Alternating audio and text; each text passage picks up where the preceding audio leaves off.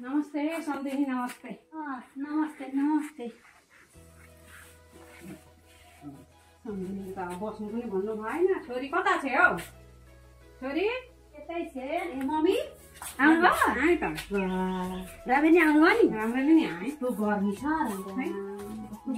सम्धिनीको हातमा दिउँ। सम्धिनी ज्यू हजुर मिठाई राख्नु त। ए छोरीकै हातमा दिएको भए नि हुन्थ्यो। ला हौ राखौ तै गर्मी लिएर जान्छ पानीले गिलासले खाम। गर्मी भयो हौ। गर्मी त किन कोही केले पुस्नु गर्मी त भयो। राम राम हेर कति आमालाई नि कतै माया गरिदिरहेको छ। मलाई पनि त्यसरी नै गर्नु नि हेर। तिर्खा लाग्यो? तिर्खा आइरहन्छ पानीले। ओह घाम पनि आज त यस्ता छन् नि। बहुत घाम भयो नि त, बहुत घाम भयो। सम्धिनी ज्यू बस्नु न। के धमाधम गर्दै हुनुहुन्छ कि? अब त्यस्तै हो। बारी भएपछि अब बारीको मात्रै बाटो हेर्नु नि हुँदो रहेछ। हुँदैन त। भरे बुढीले गर्दै गरेन केही भनिहाल्छन्। अनि के गर्नु अब गर्नै पर्यो। गरौँ त। के मम्मी पानी दिनु।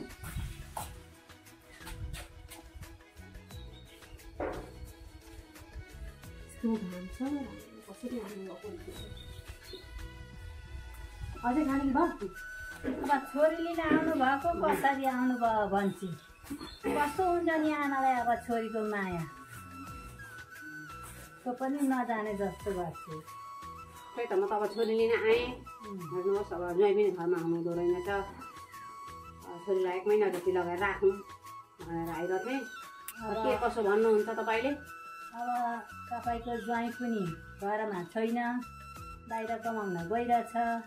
अनि 15 दिनमा माइत पठाउन पनि कसरी पठाउनु मैले।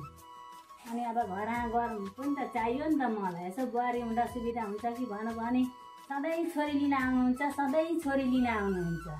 राम्ररी छोरीलाई अर्थी उपदेश दिएर पठाउनु सिकाएर।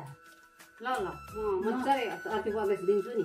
किन मेरो छोरीले त्यस्तो बदमास काम गरिरहेछ र? बदमास त त्यति गरेकी छैन। त्यही पनि अब यसो ढिलो ढालो छिटो चाँडो गरौँ भन्ने थाहा छैन। सिकाउनु पर्यो। सधैँभरि भन्न पनि त राम्रो लाग्दैन नि त। पल्लो घर देखेर पनि आजकलका केटीले काम जान्नुपर्छ। हो म लान्छु। अब म सिकाएर पठाउँछु। राम्ररी अब तपाईँहरू बस्नु। सुविधाले ज्वाइँ आएपछि नि तपाईँहरूले खबर गर्नु नि। भइहाल्छ नि त्यो त। अब कहिले आउँछ आउने टुङ्गै छैन। आएपछि अनि फोनाफोन गर्दा भइगयो। र छोरी पठाइदिनु नि तपाईँले। फेरि धेरै दिन फेरि नगर्नु ल।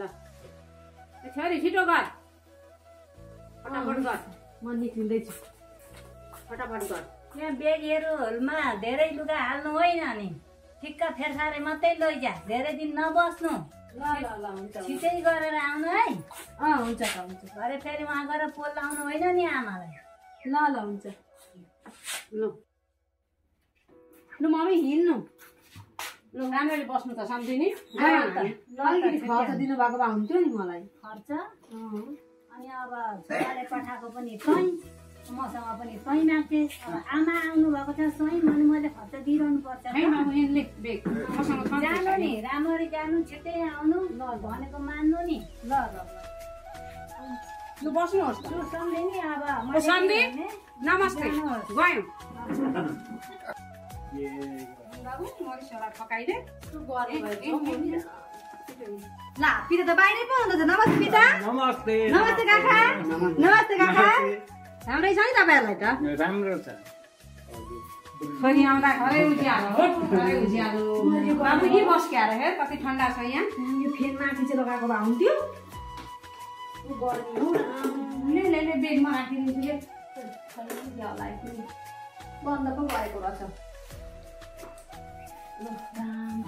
खोइ हो धेरै दिनमा पो आइयो छोरी त। कहाँ थियो? घरमै छोरी हो काका। राम्रै छ राम्रै छ। ज्वाइँ कहाँ लानुभयो? ज्वाइँ बाहिर हुनुहुन्छ। छोरीको मुख धेरै दिनमा देखियो। हेरेको हेरै अब हेरेको हे भने गाउँ गाउँथ्यो। म चाहिँ छोरी हेरेको हेरै गर्मी हो नि। कस्तो गर्मी भयो।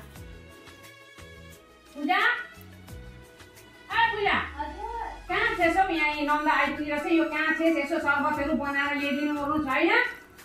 गएर बुटुक्क हराए के गर्नुहुन्छ हौ भाउजूभित्र के गर्थे भित्र उयो लन्ठ्याङ लुन्ठुङ के गर्थे के गर्नुभएको हो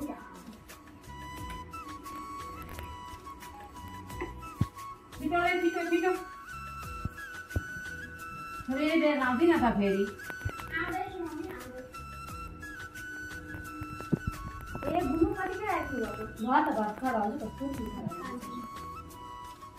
मलाई पानी पिउनुहुन्छ म पिउँदिनँ अहिले भयो जाँदै हुन्छ भाउजू बस्दै गर्नु म खानाहरू बनाउँछु ल ल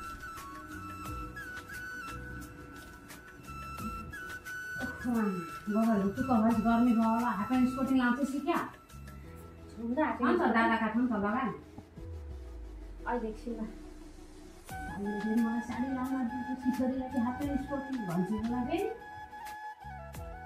उनीहरूको छोरीलाई चाहिँ हाफ प्यान्ट स्पोर्टिङ अरे यी आफूले र यस्तो गर्मीमा साडी लगाएर बस्नुपर्छ नसुइजा हुनुहुन्छ उनीहरूको छोरीलाई चाहिँ हाफ प्यान्ट स्पोर्टिङ सुन्दा पनि सुन्दा त यस्तो चर्किन्छ नि के गर्नु खप्नै परेको छ अब बुहारी भएपछि त